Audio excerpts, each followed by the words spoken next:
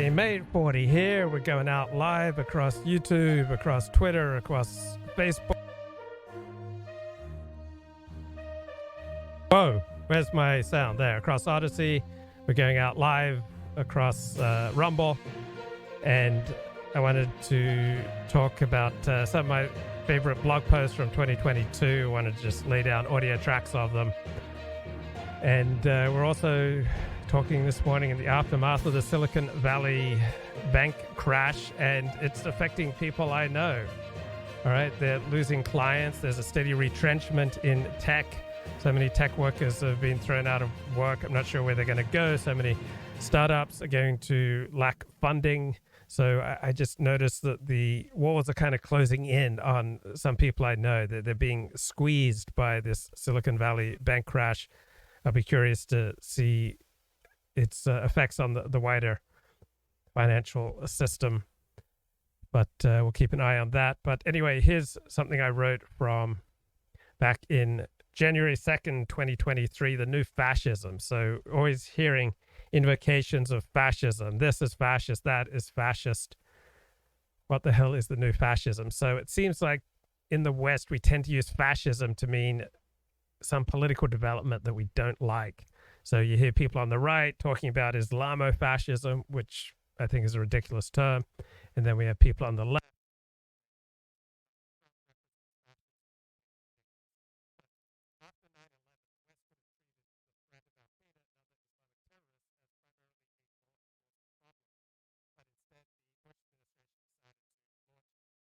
Launch a war on terror and claimed without evidence that the country was hit on 9/11 because people like Osama bin Laden hated our freedom. So then we got all sorts of right-wing rhetoric about the grave threat of Islamofascism. So instead of looking at Islamic terror, it's primarily a matter for law enforcement to deal with. It became seen as a civilizational collapse.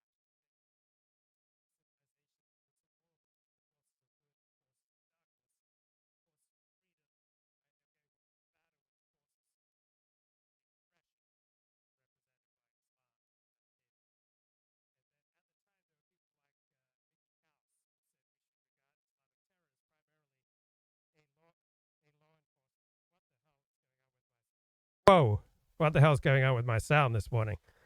So we had people like Mickey Cow saying we should treat Al-Qaeda terrorism as primarily a law enforcement problem, and instead of a clash between civilizations. And when you set something up as a clash between civilizations, as a clash between, bad, evil, evil and good, then it's a lot hard to find compromise.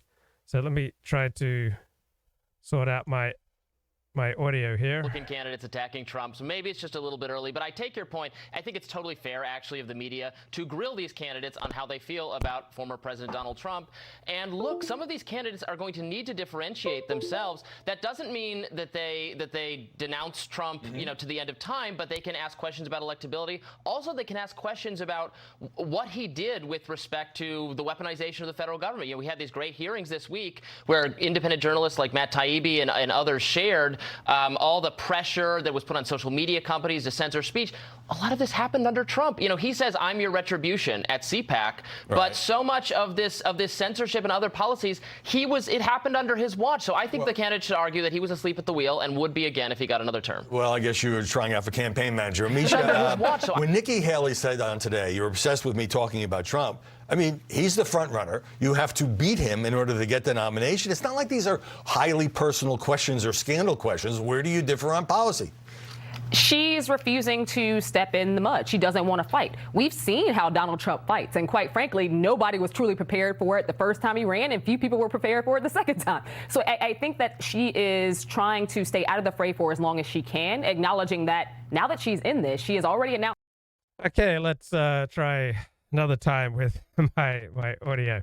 Okay, want to go back to discussion here of the new fascism, right? So we have Democrats now, the mainstream media, and our elites engaged in a civilizational war. In a civilizational war that's very similar to the civilizational war that it seemed like Republicans were trying to fight against Islam 20 years ago. But now the great threat to freedom supposedly comes from people like Nick Fuentes, which I find ridiculous because Nick Fuentes does not command a sizable organization. He commands a following on social media of generally antisocial types. So now we have the Democrats, the mainstream media, now elites engaged in a civilizational war against white nationalism and the new threat of fascism to our democratic institutions. So given that the overwhelming majority of white nationalists are still law-abiding, that might be a mistake.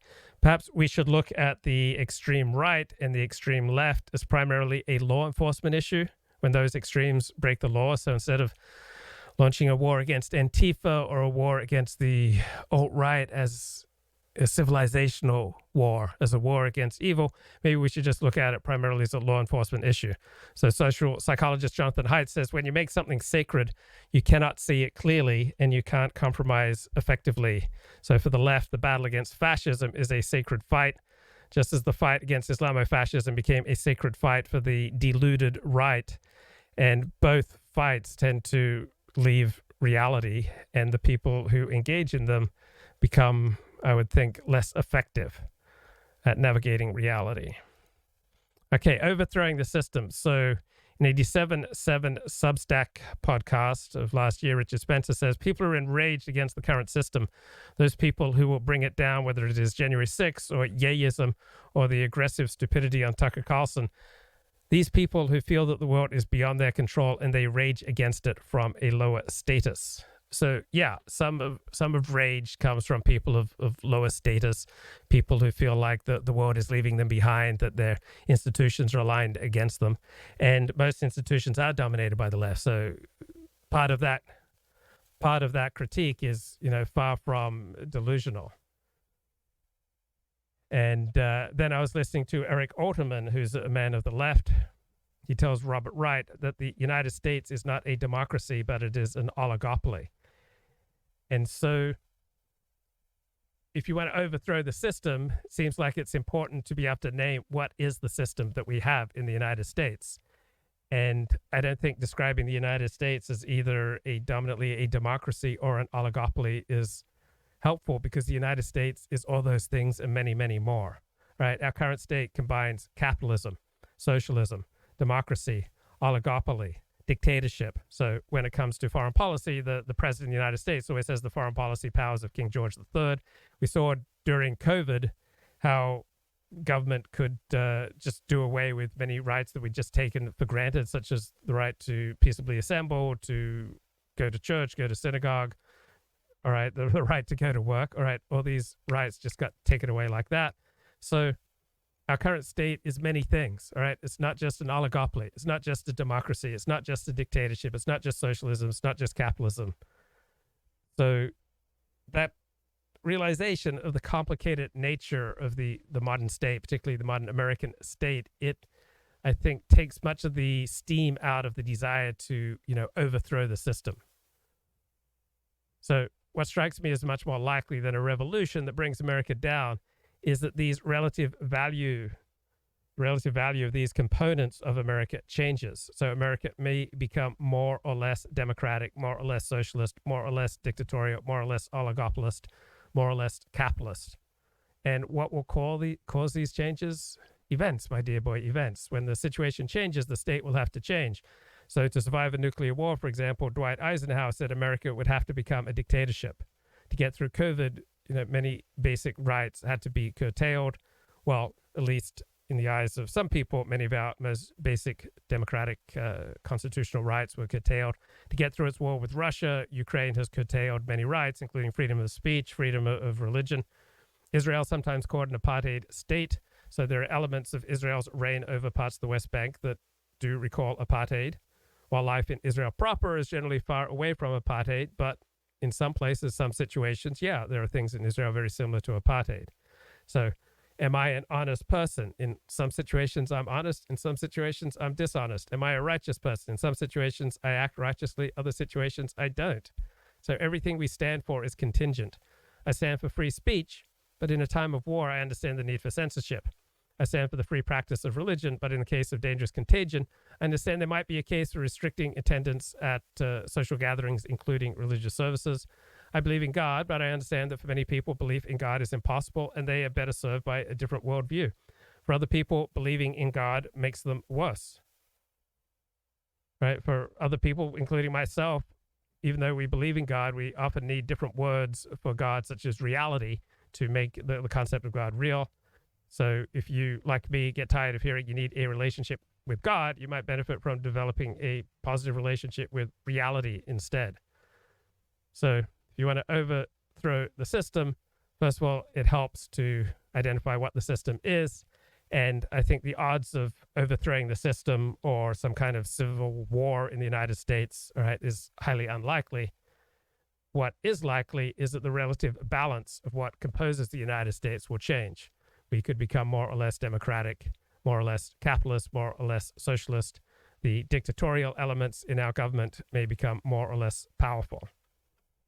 So it's not so exciting to go from overthrow the system to, oh, we need a little more democracy, or we need a little less democracy, or we need a little bit more direct democracy, or we need to decrease the power of the courts and reduce their ability to, say, invalidate the direct democracy of the people, such as Proposition 187 back in 1996. Californians overwhelmingly voted for Proposition 187 to stop the state spending its social welfare resources on illegal immigrants. And then the court stepped in and said, oh, that's unconstitutional.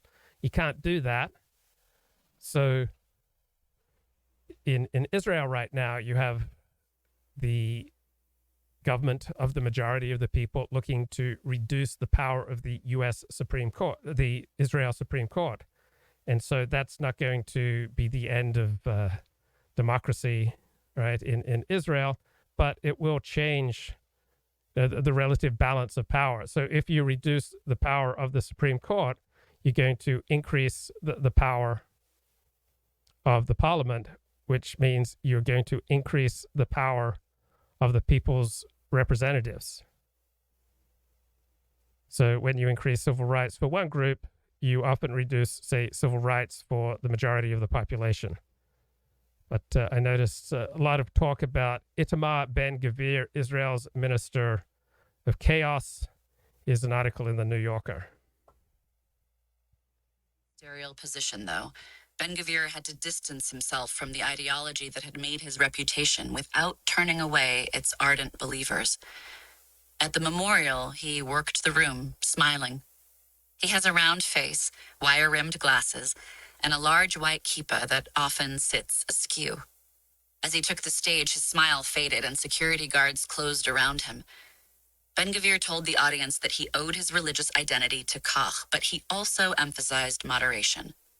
It's not a secret that today I'm not Rabbi Kahane. People shifted in their seats. Some began to boo. I don't support expelling all Arabs, and I won't make laws creating separate beaches for Jews and Arabs. More jeers. But of course, we will work toward expelling terrorists from the country. So many of the restrictions that Mayor Kahane wanted to impose, right, such as separate beaches for Jews and non-Jews, right, but most of Mayor Kahane's proposed restrictions, all right, you could find a very strong Torah basis for them, right? They came from a long tradition of Torah law, which makes very substantial distinctions between Jews and non-Jews, and generally considers it a good thing to separate as many ways as possible Jews from non-Jews. So if you think, oh, Jim Crow, that's horrible, or apartheid, that's horrible, or you have significant elements of both of those concepts within the long, lengthy tradition of Jewish law, right? This idea of an in-group wanting to separate itself from out-groups to protect its own traditions, its own cultures, particularly protect its own women from the, sexual predations of outsiders, right? This is a very common concern and tradition among almost all strongly identifying in-groups. Here the boos turned to applause for the character of the state, the settling of its land, and its Jewish identity. At the end of the speech, people rose to their feet, snapping photos. Still, his bodyguards had to whisk him out. News coverage of the speech centered on the signs of dissent. Ben-Gvir booed at Rabbi Kahane's memorial. For Ben-Gvir, this was a boon. The emphasis on the jeers was a step toward mainstream acceptance. But, as Reno Zaror, a journalist who has spent years covering the far right, told me, it seemed as if the focus on the booing came from him. Okay, I want to play a little bit here from Fox News.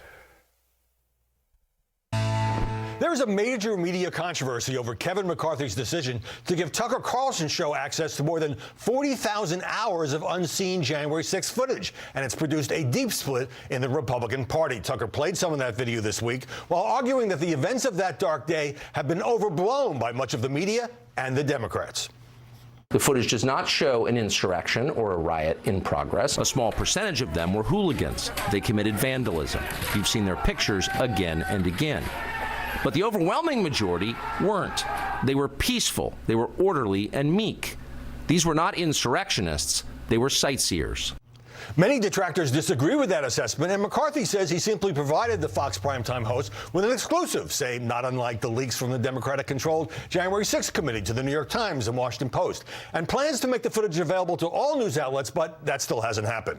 Most of the media have harshly denounced the way the video was presented, as have Senate Majority Leader Chuck Schumer and the Biden White House. But as we see in this story by correspondent Chad Pergram for Special Report, some GOP lawmakers have praised the Carlson segment, while others, led by Senate Minority Leader Mitch McConnell, have been highly critical.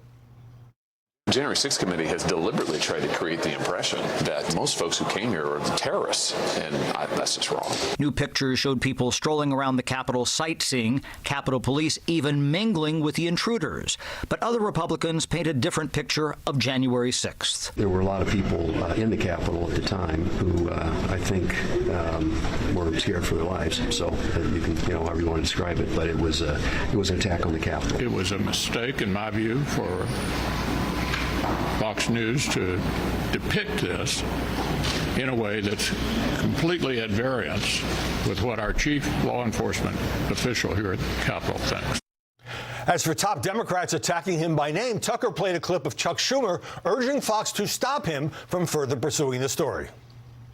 Millions of Americans tuned in to one of the most shameful hours we have ever seen on cable television. You don't often see the Senate Majority Leader openly call for censorship on the floor of the Senate, as if that was totally normal and didn't contradict the spirit and the letter of the First Amendment, but of course it does.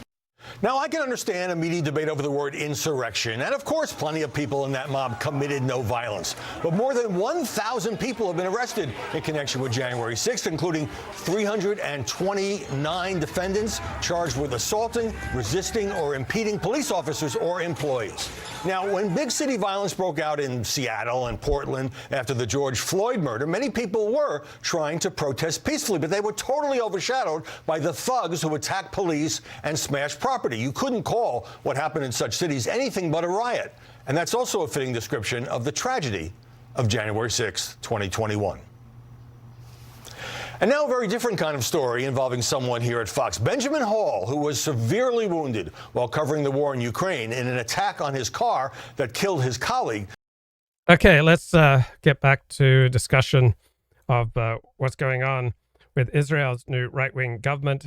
Article here in the New Yorker. Itamar Ben-Gvir says he's the Israel's Minister of Chaos. Coverage of the speech centered on the signs of dissent. Ben-Gvir booed at Rabbi Kahani's memorial. For Ben-Gvir, this was a boon. The emphasis on the jeers was a step toward mainstream acceptance. But, as Reno Zaror, a journalist who has spent years covering the far right, told me, it seemed as if the focus on the booing came from him. Other journalists agreed, noting that Ben-Gvir had allowed a partial draft of his speech to leak out on social media. Last year, a supporter who was worried about his transformation approached Olmog Cohen, a Jewish power politician. "It's a ruse," Cohen said, in an exchange that was caught on tape. "You know what a Trojan horse is?" Most Israelis first heard of Itamar Ben-Gvir in the fall of 1995, a tense time in Israeli history. Even as suicide bombers struck with alarming frequency, Prime Minister Yitzhak Rabin signed a historic peace accord with Palestinian leaders. But the deal conceded tracts of Israeli-occupied land in the West Bank, which the right wing considered a betrayal. Protests grew violent. On October 11th, a 19-year-old Ben-Gvir appeared on television wearing a pale blue t-shirt with his arm in a sling. He was holding a Cadillac emblem that had been ripped from the prime minister's car. "Just like we got to this emblem, we can get to Rabin," he said. 3 weeks later, a right-wing law student named Yigal Amir approached Rabin at a peace demonstration in Tel Aviv and shot him twice. Rabin died soon afterward. 7 weeks later, attorneys from the State Commission of Inquiry visited Amir in his cell and questioned him about that night. Amir said that on the bus to Tel Aviv, he had met a Likud activist who told me that Itamar Ben-Gvir wanted to kill Rabin at the demonstration. Ben-Gvir declined to be interviewed for this article, but an aide called this account false. Amir knew Ben-Gvir from right-wing activist circles, but, he told the investigators, he had laughed off the idea that he might commit a killing. He was just a kid, Amir suggested, not a murderer, but a provocateur. Ben-Gvir grew up in Mesaveret, Zion, a suburb of Jerusalem. When he was a child, he lived in a scruffy area that was once a transit camp for Jewish immigrants from Kurdistan, where his mother's family... Yeah, so a lot of people on the right either live or come from scruffier areas where they have more daily contact and more daily violence and aggravation dealing with outgroups. So when you grow up in Beverly Hills, West LA, Manhattan, all right, you get to have a more coherent, cohesive, safe upbringing, and it's a lot easier than to live in an abstract world, imagining reality is much more beautiful than it is. Many of Donald Trump's voters, all right, reality is not so beautiful. Diversity hasn't brought as many blessings. So if you're high IQ, and you're living in a pretty good area, diversity will likely bring you a lot more blessings than curses. If you are living in a more multicultural, multiracial area that is fraught with tension and crime, right, you're going to be a lot more skeptical about the so-called blessings of diversity. Let's get more from Howard Kurtz.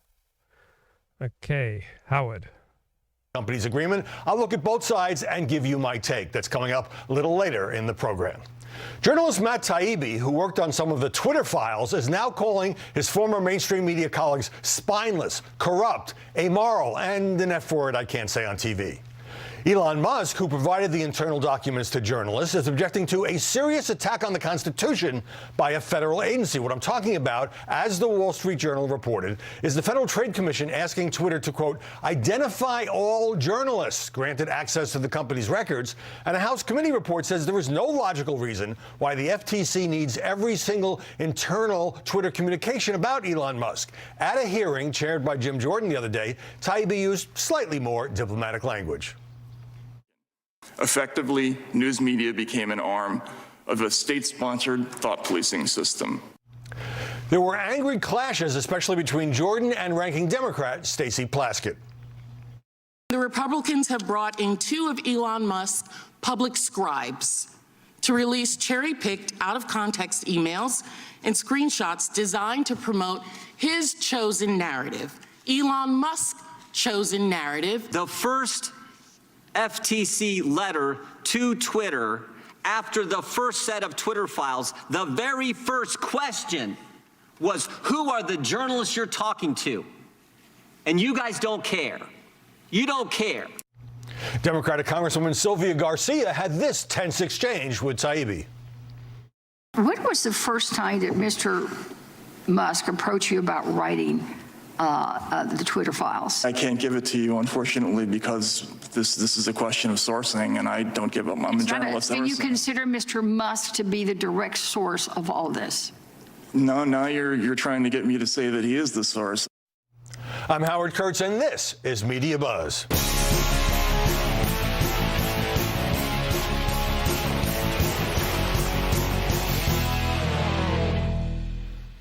Joining us now to analyze the coverage, Molly Hemingway, editor-in-chief of The Federalist. And in Connecticut, Harold Ford, the former Democratic congressman. Both are Fox News contributors. Molly, what should we make of the fact that a federal agency is demanding the names of journalists who dealt with Elon Musk or Twitter? 12 different letters, because I find it really troubling. You know, we've had so much news and information coming out about how Twitter was working with federal agencies as part of a big censorship scheme.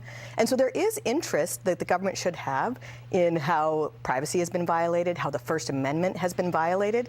But instead of digging into any of those things, they're going after Twitter, and they're going after Elon Musk for exposing some of this nefarious activity. It's deeply alarming, and it really speaks to how powerful our bureaucratic administrative state is. These are not elected representatives, but they're doing more damage again to the First Amendment. Harold, the FTC says it's doing this in order to protect the privacy of users, despite the big layoffs by Musk, based on 100. Not met that burden at all. Molly, this is a Biden administration agency chaired by Democrat Lena Khan. The House subcommittee report says not only is there no logical reason why the FTC needs the identity of these journalists, but no logical reason why the FTC needs every single internal Twitter communication about Elon Musk, except, I guess, it looks like the administration doesn't like Elon Musk very much. He's not, he says he's a little bit to the right, but he's not obviously a liberal Democrat. It looks retaliatory for the information that has come out. You know, Twitter is just one of the many social media companies that controls so much of public discourse and debate. We have gone through an era where public debate has been suppressed, where very important news and information has been censored. And what these Twitter files showed was that social media companies themselves are working with, and in some cases even being paid by federal taxpayer dollars, to take part in the censorship of American thought and discourse. This is a massive scandal. It is important not just for the Hill to be looking into it, but also journalists. But it's terrifying to see how government agencies themselves are working to suppress further discussion of this. I mean, that's a very intimidating thing to do, to say, tell us which journalist you're talking to. Yeah, and the press used to be in favor of free speech, and now increasingly seems to want government control, or at least government influence over these big social media platforms. Okay, there's a big misunderstanding. The press is in favor of freedom of speech for itself. But when radio came along, newspaper publishers were in favor of freedom of speech for radio and then TV. And then when the internet came along, newspaper publishers, radio broadcasters, and TV news operations were not so pleased about freedom of speech for the internet. So purveyors of news are in a business, and they don't like competitors. So they've all wanted to discourage any rights or competition coming from other mediums. So newspapers didn't like the development of radio news. Radio news didn't like the development of TV. TV, radio, newspapers didn't like the development of the internet. So it's not like there's this long history of all these mediums just supporting freedom of speech, right? They supported freedom of speech for themselves. They supported restrictions of speech against their competitors. Molly, they were so determined to make this into a big payday for Matt Taibbi, and he said, I haven't gotten paid anything for all the work I've done on the Twitter files, including travel, and that he had hired a team to help him research this stuff because it's complicated and it's a lot of man hours. And so he said it was a wash at the best, rather than a gold mine.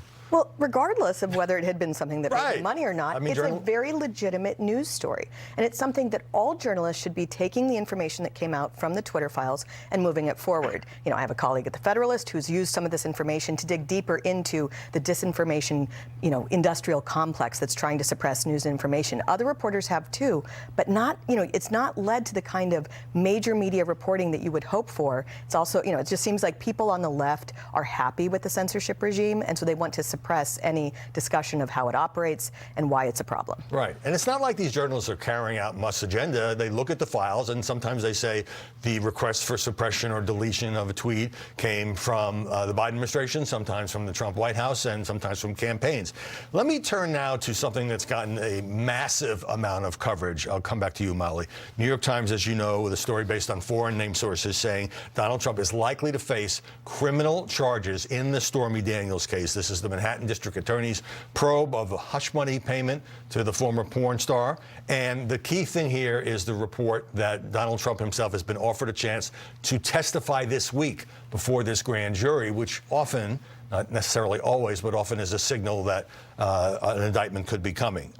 What will be the media reaction if Trump actually gets indicted on the least serious accusation against him. I mean, they seem to be happy no matter what they can do to go after this person. You had the New York Attorney General run for office claiming like all she wanted to do was indict him for something, which is not how it should work in our system of government and our system of law. And she brought a civil case against his business. Right, yeah. And so they've just been going after him for all sorts of things, whether it's the Manhattan DA. So I think reporters should care more about, the legitimacy of this entire operation, whether it's good to be so political in prosecution, but they'll probably just celebrate if it does happen.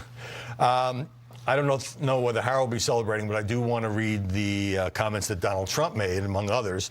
I did absolutely nothing wrong. I never had an affair with Stormy Daniels, nor would I have wanted to have an affair with Stormy Daniels. He always throws that in. He was a critic of his former boss, but at the time, a Trump fixer. And so let's say this happens. It seems to me the harder the media hit Trump, the more that the MAGA base is going to rally around him and say this is an unfair and maybe even dumb prosecution. Because this man has been persecuted by every single, local, state, and federal law enforcement agency. I mean, the example just now of the classified documents, we all can see the difference between how Merrick Garland handled it with Donald Trump versus Joe Biden. I mean, there's not one standard of justice that we're under right now, and everyone can see it. And everyone also understands they're going after this person not because they think this is a crime. They're going after him because they find him disruptive. The media have hurt feelings over it. Law enforcement has hurt feelings over how disruptive he is. But that's not what we should do in this country. Hurt feelings? Well, he's very disruptive, and they don't handle it well. But that is not a legitimate reason to go after someone. There has been, in fairness, I'll let you in a second, Harold. I just want to throw this on the table. There have been some legitimate media skepticism. The New York Times itself said a conviction is far from assured.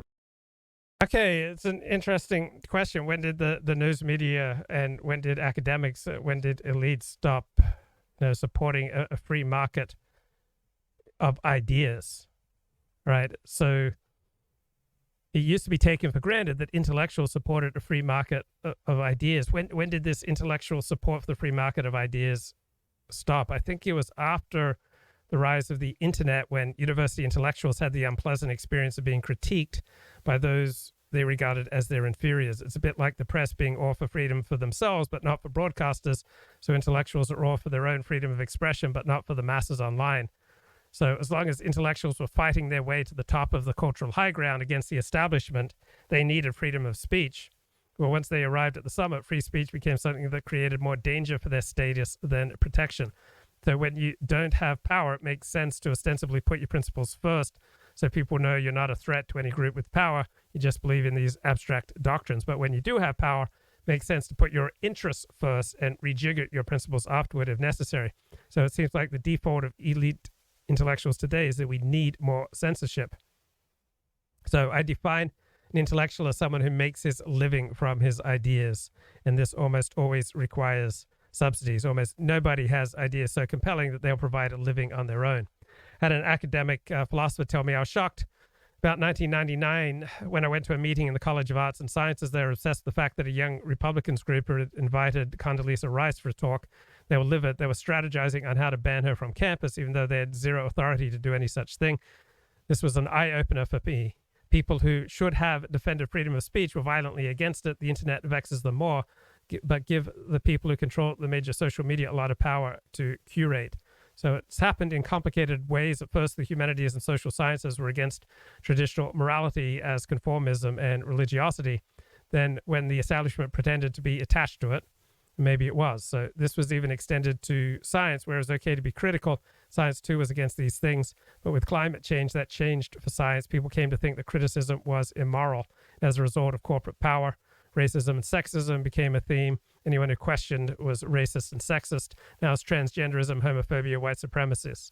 So the sphere of acceptable speech is steadily shrinking as this left-wing moralism increases. And here are some comments from 2013 on the econlib.org website.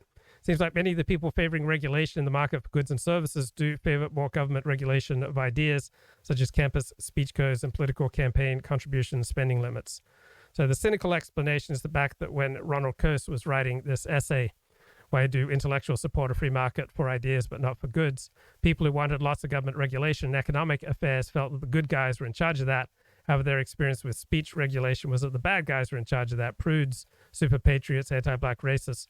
So in the worldview of most educated people, the left regulated the market for goods and the right regulated the market for ideas. Now that the good guys often have the power, meaning the left, to suppress ideas they don't like, many who want lots of government regulation are more consistent about applying it also. And writing on the addiction is an addiction, a mental problem that ought to be disparaged. This is a common idea among our elites. The blogger is an egotist who pours out verbiage to further inflate his own grandiosity. This isn't normal speech. This is bad speech, and there's so much of it.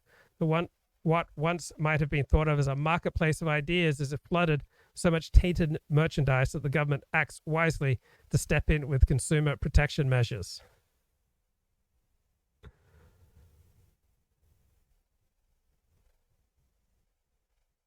Okay, so here are some excerpts from this famous 1974 paper by the economist Ronald Coase.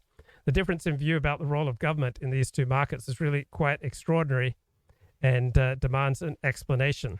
The paradox is that government intervention, which is so harmful in the one sphere, becomes suddenly quite beneficial in the other. The paradox is even more striking when we note that at the present time it is usually those who press most strongly for an extension of government regulation in other markets who are most anxious for a vigorous enforcement of the First Amendment prohibition on government regulation on the market for ideas. And this is paper from 1974. So a superficial explanation for the preference for free speech among intellectuals runs in terms of their vertical interests. Everyone tends to magnify the importance of his own occupation and to minimize that of his neighbor. So intellectuals are engaged in the pursuit of truth, while others are merely engaged in earning a livelihood. One follows a profession, usually a learned one, while the other follows a trade or a business. So the market for ideas is the market in which the intellectual conducts his trade. So the explanation for this paradox, support for a free market in ideas but not for goods, is self-interest and self-esteem. Self-esteem leads the intellectuals to magnify the importance of their own market. That others should be regulated just seems natural, particularly as many of the intellectuals see themselves as doing that regulating. The self-interest combines with self-esteem to ensure that while others are regulated, regulation should not apply to them.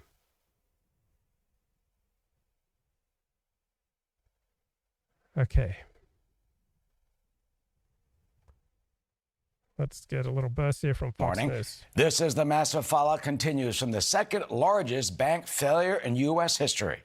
Investors and other venture capitalists, they're calling for the federal government to step in and try and save that bank for billions of dollars.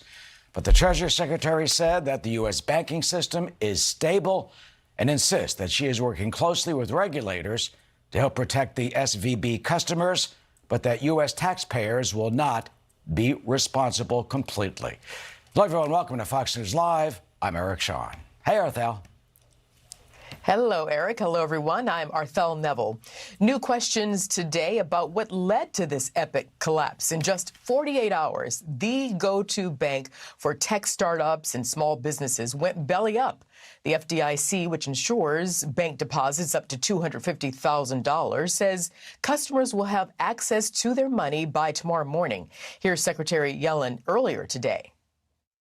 What I do want to do is emphasize that the American banking system is really safe and well capitalized. It's resilient. During the financial crisis, there were investors and owners of systemic large banks that were bailed out. We're not going to do that again. Well, is this going to cause a meltdown on Wall Street and elsewhere? Nate Foy's here, following other breaking news. Nate? Well, hey, Eric. In her remarks this morning, Secretary Yellen did not say how regulators plan to help depositors, only that they will. And she assured, you just heard the public, that the U.S. banking system is, quote, safe and well capitalized. That is certainly not how customers feel at Silicon Valley Bank. The FDIC promises up to $250,000 in insured deposits come Monday morning. But according to regulatory filings, over 95% of the bank's deposits were uninsured. If those investments aren't safe, it could lead to at least two big problems. Number one, if customers lose faith in smaller and mid-sized banks, experts think it could trigger a bank run, trillions of dollars in size, way bigger than the bank run we saw on Thursday when customers took out $42 billion from the bank. Number two, this could kill thousands of startups and small businesses. Many of them won't be able to make payroll this week unless they get help. Venture capitalist David Sachs is calling for help from the federal government, tweeting in part, quote, "Announce that all deposits are safe. End the crisis. It will cost very little, if anything, because SVB actually has plenty of assets to pay off depositors. The cost on the banking system and economy will be far greater if they underreact." House Speaker Kevin McCarthy said on Sunday Morning Futures Today he expects another announcement from Secretary Yellen soon. They are working to try to come forward with some announcement before the markets open. I'm hopeful that something can be announced today to move forward. This bank is a unique bank where they do have assets. They have an amazing clientele. It's something that could be very possible to someone to purchase this bank. Well, former FDIC Chair Sheila Bair said this morning finding a buyer would be the best outcome here, but so far a buyer has not emerged. We'll send it back to you, Eric. All right, Nate, thanks so much. Arthel? You got it. All right, Nate and Eric, thank you. Well, for more on this, let's bring in former Obama economic advisor Robert Wolf, founder and CEO of 32 Advisors, also a Fox News contributor. So, when comparisons are made to the banking industry collapse in 2008, what's your response? I think it's absolutely nothing similar. I was running UBS at the time. I was there at the Lehman weekend. This is not going to cause global contagion. These are not the largest banks in the world globally having issues with meeting liquidity. The leverage in the system is night and day. This is a situation where a bank took in deposits. It grew too fast. It doubled its assets in a year, even though its market cap got halved in a year. And with the assets, they went out and purchased long-term treasuries and long-term mortgages and other things, and had a mismatch on their assets and their liabilities, more similar to the S&L crisis in the 80s than it is to the banking crisis of 2008. Okay, so some sharp comments in the chat. Half Galician says there are no libertarians when their banks fail. And it'd be such a tragedy if Haji doesn't get paid. Yeah, privatize the profits and socialize the costs. And Rustin says restrictions on freedom is an outgrowth of class consciousness of the managerial class. So back to this great 1974 paper by Ronald Coase. So why did intellectuals used to support free market for ideas, but not for press? So the press is the most stalwart defender of the doctrine of freedom of the press. This is an act of public service, the performance of which has been led, as it were, by an invisible hand. Now, if we examine the actions and views of the press, they are consistent in only one respect. They're always consistent with the self-interest of the press. Consider their argument the press should not be forced to reveal the sources of its published material. This is termed a defense of the public's right to know, which is interpreted to mean the public has no right to know the source of material published by the press. To desire to know the source of a story is not idle curiosity. It's difficult to know how much credence to give to information or to check on its accuracy if one is ignorant of the source. The academic tradition in which one discloses to the greatest extent possible the sources on which one relies and thus exposes them to the scrutiny of one's colleagues seems to me to be sound and an essential element in the search for truth. So, yes, this would impede the flow of information if the press was forced to reveal the sources of the material published in cases involving a breach of trust or the stealing of documents. To accept material in such circumstances is not consistent with the high moral standard and scrupulous observance of the law which the press expects of others.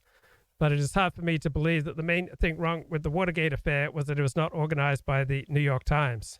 So New York Times has no problem, and other news media sources no problem with trafficking in stolen documents. Broadcasting is an important source of news information, comes within the purview of the First Amendment, yet the program content of a broadcasting station is subject to government regulation, at least much more so back in 1974. One might have thought that the press devoted to the strict enforcement of the First Amendment would have been constantly attacking this abridgment of the right of free speech, but in fact they have not. In the 45 years which have passed since the formation of the Federal Radio Commission, now the Federal Communications Commission, very few doubts about the policy have been expressed in the press. The press, which is so anxious to remain unshackled by government regulation, has never exerted itself to secure a similar freedom for the broadcasting industry. Same thing in Britain, right? The BBC wanted a monopoly on the news. The BBC did the very best they could to throttle competition. The press did not want the BBC purveying news. So the BBC was prohibited initially from broadcasting news and information unless obtained from certain named news agencies. So it was not until World War II that the BBC could broadcast a regular news bulletin before 6 p.m.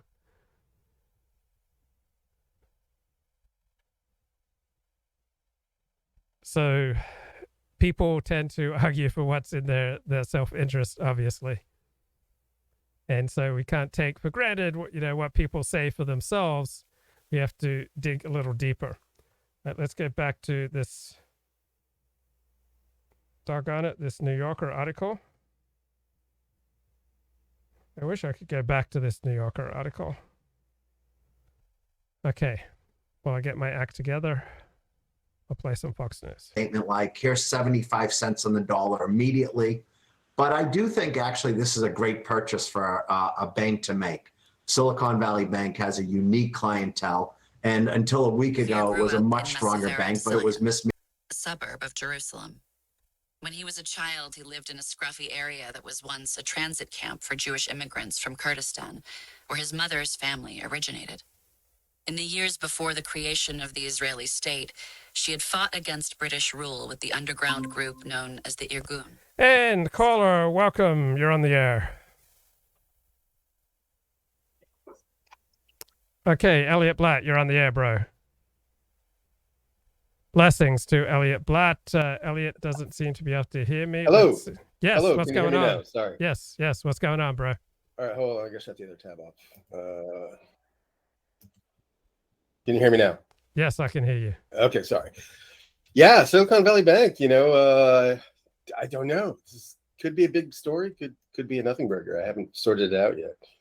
But I always thought it was just like a local bank, like your local mom and pop bank. I didn't realize that everything in Silicon Valley essentially went through it. So it's kind of stressful, my dude. Yeah, I mean, a lot of people are losing work. I mean, there are major layoffs. I think Facebook, Meta is going to do significant layoffs. A lot of tech firms are going to do layoffs. A lot of clients are dropping off. Friends of mine. So it seems to have a rippling out significant impact. Yeah, the reason I think it's big is because I have a neighbor in my building, and I happened to run into him in the hallway, and he was panicking. And he's not a guy that tends to panic. And he's like, "Oh, it's a big deal." What my friend, he says to me that his friend says it's a big deal. So it's like, when your barber starts talking about financial events, then it's probably, then you have to start taking notice, because you know what I mean? Like, as soon as it hits the person on the street, then there's like, it could be real. Otherwise, the financial industry just churns out so much, gobbledygook noise that you can't, unless you're in it, you can't parse it. So that's what sort of tipped my curiosity. And I've been listening to various podcasts trying to make sense of it. And I haven't come to any clear resolution. Have you? No, but I'm going to err on the side of that this is at least 2, 3, 5 times as significant as the Sam Bankman-Fried bankruptcy. It seems to have many times the implications, because apparently this bank would insert a clause in many of its deals that many of its customers had to bank exclusively with it. And so that's going to leave a lot of people vulnerable. And so many startups completely depend upon this bank. And I was thinking, and this is incredibly self-serving, but I think, so in my day job, my regular job, I think all of our competitors are much better funded than we are. And so it's very possible that their funding is tied up with SPV, and they might go under, and that might leave us standing, which would be interesting. So just two things. Always look on the bright side, Luke. Yeah. But we're not exposed to SPV, my company I work for. So anyway, I'm trying to put a silver lining on it, but exciting times. Yeah, I mean, you'd think most people just take for granted that if they deposit money in a bank, that it's safe, even though technically it's only the first $250,000. But apparently 97% of their depositors had invested money, way over $250,000. Yeah. So like I heard these stories, like people like with $10 million just standing in line hoping to get it back, and then the cops rebuffing them. I mean, yeah, they show up to the bank to get their money, and the cops rebuff them. Yeah. But I have to say, this couldn't happen to a better group of people. This city, this Bay Area is so arrogant and so out ahead of its skis and so detached from reality. If any geographical region needs to have this experience, it's this way. These real estate prices are completely out of control. They're completely mismatched with the earnings of regular people. You can't have a regular family in the Bay Area. So I don't know. So part of me thinks, well, let it fall. But then, the pain that's going to be felt. A lot of people are accustomed to these big six-figure incomes, and suddenly that shit's gone. It's not going to go down well. No, and that's what. Go ahead. Well, so which raises the next question. Do you think? I mean, is the government really going to step in again and say, sorry, you're too big to fail. Here's all your goodies back. Well, even then, the government didn't say you're getting or your goodies back. I mean, there were still significant losses, and chief executives got removed. So it wasn't you get all your goodies back. The question is just simply what's best. There's the moral question. All right, you want to have moral hazard where people who make bad decisions are punished for those decisions. Mm-hmm. On the other hand, the moral question may not be the most important question. The most important question may be, what's overall best for the economy. Right, and we didn't really get to have a debate about that last time. It was just assumed that reconstituting the banks was the thing to do, and that's what we did, and maybe it was the best thing to do. But it just shows you if a government wants to do something, it can do something, right? If the government thought that the affordability of housing is a big deal for families to get started, it could do something, right? But it doesn't believe that that's something it needs to do. It just shows you, because these conversations generally take place along, it's all fated. It just has to happen the way it happens. You have to trust the market, et cetera, et cetera. And, events like this really, put pain to that argument. Right. It shows how we don't just simply live in a democracy. Our democracy has considerable elements of dictatorship, because as you mentioned, what happened in 2008, the bailout, we really didn't get a chance to have a voice on that. That was just government says we're in a state of emergency. We have to do this, and it was done. And so anytime the government invokes emergency, real emergency, looming emergency, putative emergency, the government can essentially do anything. So our system definitely has elements of democracy, but it also has elements of dictatorship. So whatever the government wants to do here, if it says we're in a state of emergency, then it can do anything. Well, did you hear how this whole thing was precipitated? Did you listen to? Do you know the deets on that? I think I do, but why don't you go ahead and tell me anyway?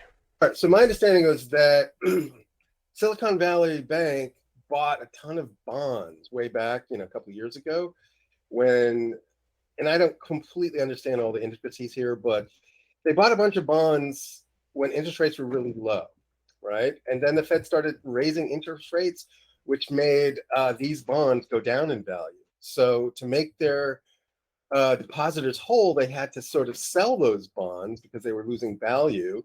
And this sort of precipitated a snowball, that the more you sold, the more you had to sell because the price kept going down. And then rumors started circulating. So, but it was sort of but the market distortion, the reason interest rates were so low way back when was because of COVID and all of the money printing.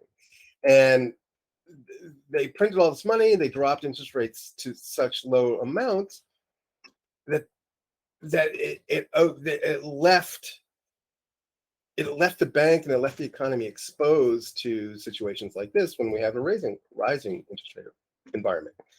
I'm not a financial wizard, so I botched that. That's why we need Half Deletion to come on and really straighten us out, but I don't think he will. Yeah, I mean, they bought treasuries that collapsed in value when the Fed started jacking up interest rates. Yeah. And this whole thing was somehow so there was another bank failure, but it was like a crypto sort of quote unquote bank. Smaller crypto bank. Yeah. Like Silvergate, what? It must be a great bank. It's got a gate made of silver, but I forgot the chain of events, but something happened with crypto and Silvergate had to start covering its tracks, and maybe it was invested in SPV. But, sort of, I think like the remote origins of this could be traced to crypto, which it just shows you like this crypto thing is just this layer of bullshit that's been spread across the economy. And it's created, people now need these hockey stick returns. They need these completely outsized returns for them to invest. And it just created artificial expectations about what an investment is, like what a real investment is versus like this, speculative play that people do that's supposed to 10x their money. And I don't know, I think it's just all unwinding. It just feels like the big comeuppance is upon us. I don't know. So how many people have you heard from who are in a state of fear because of what happened with Silicon Valley Bank? Except my neighbor. Nobody except my neighbor. Well, my neighbor's friend. But that's the only person I've interacted with that would have had a direct relationship. And then when you mentioned it this morning, I said, oh, well, Luke's in touch with people. He seems to be hearing similar things. So now I'm finally starting to think this is more of a big deal than I thought it was on Friday. Yeah. But I want to hear from the crowd. I want to hear from the chat. I want to hear what their thoughts are. Because, a lot of these property values could come crashing down. Suddenly, everybody who's expecting that income has to now sell their house, their overinflated house. They're going to have to take a big loss if they hope to liquidate it, and nobody has money to buy it with. I don't know. Fun times. And I don't know how plugged into the startup world you are, but it seems like something like more than half of the startups, certainly in the health technology area, are funded by this bank. So yeah, this was news. Devastating. This was news to me. Like, and if it plays out like people say that these companies suddenly don't have money for payroll, they have to close. If their money that they thought the money that they had for payroll was tied up in SPV, and suddenly they don't have it, it's going to be a lot of layoffs all at once. If I'm understanding it correctly. But yes, I'm on pins and needles, Luke. I'm searching for answers. Well, you're going to be our Silicon Valley correspondent who's going to stay on top of this story for us. Yeah, like I said, and this happened in 2008, by the way. I'm always out of step with the rest of the world. So when the rest of the world's in a boom time, I always struggle personally. And when the world is doing poorly, I seem to somehow always thrive. So I have this sort of giddy excitement, which is perverse. It's a little like America and Australia. When commodity prices are low, usually the American economy is flourishing. and the Australian economy is in the doldrums. But when commodity prices such as for oil and coal, et cetera, rise, then Australia's booming and America's struggling. So that could be because I don't like, I always miss out on a real estate boom because I always think it's a bubble and I never get involved. And then I sit on the sidelines and watch all these people make lots of money on rapidly appreciating real estate. But then when it all comes crashing down, I get to, silently snicker and laugh. Schadenfreude is powerful, dude. You have to realize that. And same with cyber currencies, right? Remember, particularly in our space, the distant right space, so many people went all in on cyber currencies. Yes, they're in for a painful lesson. And it's very funny because once you latch onto a narrative like that, you only want to hear that narrative reinforced, and you don't want to hear dissent. And I could remember, like, I've made some bad investments, and I just remember, like, not being able. Now looking back, it's just like how unable I was to listen to reason or listen to an argument about caution.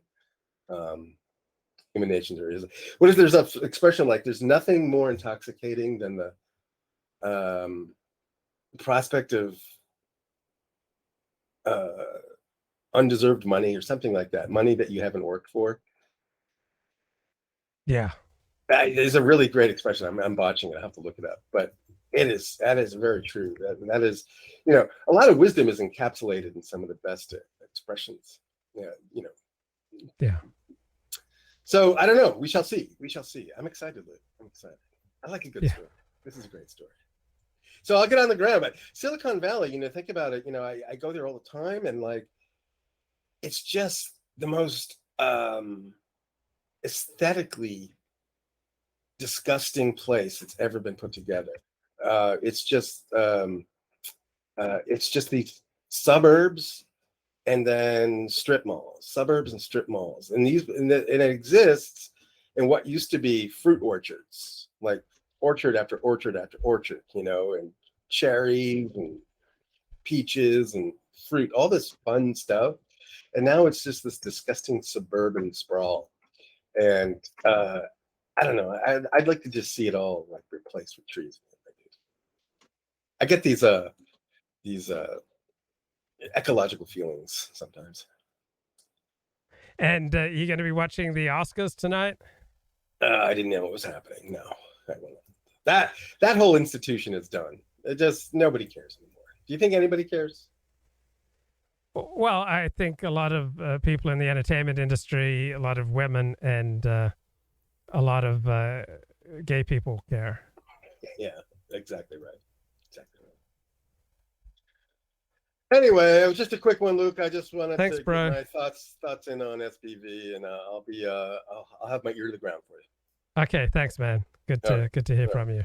All right, shalom. Okay, I'll go back here if I can to this New Yorker article. Doggone it, where is here? Oh, come on, here we go. Ben-Gvir grew up in Mesaveret, Zion, a suburb of Jerusalem. When he was a child, he lived in a scruffy area that was once a transit camp for Jewish immigrants from Kurdistan, where his mother's family originated. In the years before the creation of the Israeli state, she had fought against British rule with the underground group known as the Irgun. His father, whose family came from Iraq, sold produce at the Jerusalem market. In time, Ben-Gvir's family moved to a more upscale, tree-lined part of town. His parents were right-wing, but they weren't ideologues. He has said that they occasionally voted for the left-wing Labour Party. Like many Mizrahi or Sephardic Jews, they were somewhere between secular and observant. Ben-Gvir was different. He became religious at 12, and at 14, during the first Palestinian... So the average IQ of Ashkenazi Jews is around 110. The average IQ of Sephardic Jews is around 97. The average IQ of Mizrahi Jews, meaning Middle Eastern Jews, is around 92. Intifada, he was radicalized. There was one murder after another, and I went to my mother and told her, this must be solved, he said last year. So the Ashkenazi Jews in Israel have typically voted left, though they're moving much more towards the center. And Sephardic Jews and Mizrahi Jews in Israel have consistently voted for the right. An interview with the news site Mako. One Friday, he asked his father to drive him to downtown Jerusalem, where a demonstration of leftist women convened each week. There, he formed a counter-protest of one. But he had made a rookie mistake. The women habitually dressed in black, and Ben-Gvir had worn black too, so he was obliged to call his father for another shirt. Before long, though, he met Baruch Marzel and another Koch agitator who introduced him to the movement. At first, I thought they were too extremist for me, but at one point I realized, wait a minute, this isn't what the media portrays, he said. Those who knew Ben-Gvir as a teenager recall an intelligent, charismatic boy with an easy smile. One school friend said that he was a bit of an outsider, but added, using a term that denotes aggressive behavior, there were much scarier Arsim than Itamar. Ben-Gvir attended a vocational high school in Jerusalem, where a former teacher remembered him as serious and engaged, sitting in the front row like he didn't want to be disturbed. His affiliation with Koch was known at school, the teacher added, but it wasn't unusual. Most students came from very right-wing families. Ben-Gvir's ambition made him an outlier among the Kahanists. Most of them are parasites, Kariv said. They get up at noon, they don't study, and they don't work. Ben-Gvir was always very driven. Over time, he began recruiting others to Koch activities, which Kariv said ran mostly to vandalism. Spray painting Kahani was right and Arabs out on buildings across Jerusalem, sabotaging water heaters on Arab families' roofs. A former Koch member told me that recruiting for the organization peaked in the... So a lot of these people, I think, would just, enjoy committing criminal activities. So when you're recruiting from this kind of crowd, you're not exactly recruiting high-quality people.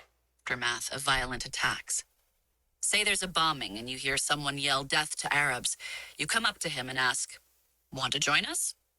Ehud Olmert, who was Jerusalem's mayor at the time, told me, Ben-Gvir belonged to a group that thrived and blossomed on the backs of those murdered in terrorist attacks. Once, after an attack in the Jerusalem market, Olmert was touring the scene when 3 men began to stalk him, shouting death to Arabs and cap. There's no inherent reason that it's superior to have your group triumph from prosperity than to have your group triumph from adversity, right? Just because this group gained prominence as a reaction to Arab Islamic terror attacks on Israel does not in and of itself discredit it, right? Much of life is hard. Much of life is adverse. And having a group that grows in response to adverse events, right, that's not disqualifying to that group. One of them was Ben-Gvir. Olmert said that he turned and punched him in the face. At 16, Ben-Gvir became a fixture at Kahani's Jewish Idea Yeshiva in Jerusalem. When I mentioned Ben-Gvir's student days to the former Koch member, he laughed and said, it's not that kind of yeshiva. There, a rabbi named Yehuda Kreutzer imparted the tenets of Kahanism. That the idea of coexistence with Israel's Arab population, which makes up 21% of the country, is, as Ben-Gvir puts it, Babel. Kahani, there's no coexistence with cancer. That Jewish women should be saved from Arab men. Kahani, the incredible pollution of the sacred Jewish seed. And that the path to solving the Israeli-Palestinian conflict is an exchange of populations. In other words, Palestinian expulsion from Greater Israel, territory that includes the West Bank and East Jerusalem. While Ben-Gvir's old high school classmates served in the Israel Defense Forces, he stayed at the yeshiva, absorbing extremist ideas. The army had refused to conscript him. There are only very few that we don't recruit, a former senior defense official told me. Why not Ben-Gvir? I asked. The official stared at me and said, give someone like that a weapon? As the new minister... And a question from the chat. Do people in Australia ask me about my sacred Jewish seed? But I think every strongly identifying in-group regards its seed as sacred and looks askance at out-groups plundering their women, right? This is not something unique to Jews. In charge of supervising Israel's police force, Ben-Gvir oversees a special operations unit tasked with breaking up armed riots. For many Israelis, this is alarming. In one poll, 46% of respondents described him as unworthy of such a sensitive post. But Ben-Gvir's performance in last year's election was strong enough that Netanyahu granted him an expanded portfolio, which includes broad responsibility for national security and authority over border patrol units in the West Bank, what the departing defense minister Benny Gantz called a private army. In 2021, Ben-Gvir returned to his old yeshiva for So when do you get private armies? When the official army isn't doing the job. Independence Day. Rabbi Kreutzer used to tell us students that one day we will reach positions of influence, he told a crowd of students. For years, they delegitimized us. They presented us as a bunch of haters, delusional, crazy. They distorted our positions, lied, and cheated. But slowly, over time, I saw how their attitude toward us changed. Maybe it's social media, which the press couldn't ignore. Suddenly, the Israeli people are exposed to us. That, gentlemen, is amazing. Seculars, religious people from the south and from the north, Ashkenazim and Sephardim, Haredim who study and Haredim who work. Everywhere we went, we were wrapped in love. To many observers, the growing acceptance of Ben-Gvir and his allies has more to do with a rise in populist outrage and with the weakening of Israel's left wing. In 1977, after years of labor rule, Likud came to power for the first time. Its prime minister, Menachem Begin, balanced ardent nationalism with respect for the judiciary, and a generation of conservative politicians followed his example, including Netanyahu, who joined Likud in 1988. But Netanyahu soon began to capitalize on increasing hostility to what he called the elite, leftists, judges, academics, the press. After Rabin was killed, Wait, what he called the elite? They are elite. Israel is long being dominated by a left-wing Ashkenazi elite. All right, elites are real. Elites matter. Elites dominate civilization. The peace accord that he had signed fell apart. As Jewish settlements in the occupied West Bank grew, so did the incidence of Palestinian terror attacks. And Hafgalishan notes that Too Long didn't read a summary of this New Yorker article. Itamar Ben-Gvir successfully expanded the Overton window, to include a refined version of Kahanism that Likud had banned in 1984 because they didn't want to have to compete for Mizrahi voters. Increasing number of centrists began to agree with the right-wing argument that there is no partner for peace. With the rise of social media, the divisions only deepened, or at least became more visible. In one recent poll, 22% of Israelis reported hating left-wing voters. Ben-Gvir made an early career of stoking that kind of hatred. As a young Kahanist, Okay, that kind of hatred of the left is not created by politicians such as Itamar Ben-Gvir. It comes from facts on the ground. All right, when you see a left-wing elite dominating your institutions and organizing your society in a way that you feel puts your society in peril, then it's normal and natural to hate your enemies, right? If you love anything, you're going to hate those who threaten it. So hatred for the left, just like hatred for the right, is not something that's created by demagogues. It's demagogues who can play to and increase the intensity of hatreds that are already there. People weren't born yesterday. We did not evolve to be gullible. We're not just easily manipulated by these smooth talkers. Heckled stage actors known for leftist views and handed out eggs to throw at marchers and gay pride parades. For Purim, he would dress up as Baruch Goldstein, the Hebron mass murderer. In 2011, he invited the press to a public pool in Tel Aviv, where he appeared with 40 Sudanese migrant workers. He bought them all tickets to enter the pool, and while cameras rolled, handed them swimsuits. I want all the pampered Tel Avivians to understand that if we give human rights to the Sudanese, they will come here, he told reporters. Laughing, he called out to the migrants in English, "Swim! Swim!" He has been surprisingly frank about the purpose. Okay, that was a pretty good Frank, that was like Ron DeSantis sending illegal immigrants to Martha's Vineyard, right? Bring these illegal Sudanese invaders and drop them off at this, affluent, left-wing Ashkenazi pool, and let them enjoy the pool with all these illegal immigrants. Of his agitprop. I use Koch summer camps and Rabin memorials so that you would come and interview us, he told an Israeli media watchdog publication in 2004. The ideology itself you would never cover. Ben-Gvir has spent years cultivating journalists who... Yeah, that's a great point. Generally speaking, it's very difficult to get news media to cover your ideology. But you bring 40 illegal immigrants and you dump them off at a Tel Aviv Ashkenazi left-wing swimming pool, all right, or you fly illegal immigrants to Martha's Vineyard, then the media is compelled to cover something that they would otherwise prefer to ignore. On the Jewish settlements, becoming what one described as their pet extremist. He keeps a notebook with a running tally of reporters and the news items he feeds them. Chaim Levinson, a longtime journalist for Haaretz, told me, when you are pressured by your news desk to find a hilltop youth, a nickname for the most hardened settlers, you call Itamar. Last year, during a wave of deadly attacks, Ben-Gvir received... So Itamar Ben-Gvir has played a role in the Israeli news media, similar to what Richard Spencer has played in the American news media over the past 7 years. More screen time on television than any other Knesset member, except for the Prime Minister.